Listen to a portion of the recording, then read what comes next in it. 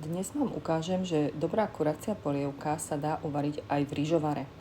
Základom je dobre kura, ktoré sa tu v Číne predáva takto v celku aj s hlavou a nohami. No a tu je spomínaný ryžovar.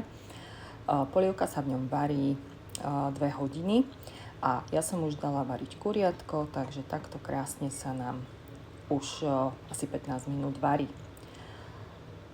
Kým sa kuriatko varí, tak pripravíme si zeleninu. No a keďže v Číne očakávali veľmi silný tajfún, tak ľudia vykúpili všetku zeleninu v obchode.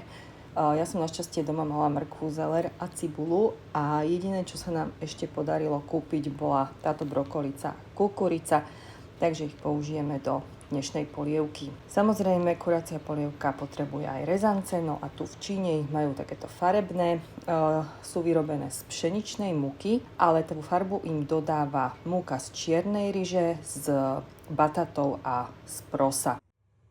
No a tu už vidíte dnešný výsledok. Chutná, zdravá a ešte aj farebná polievočka.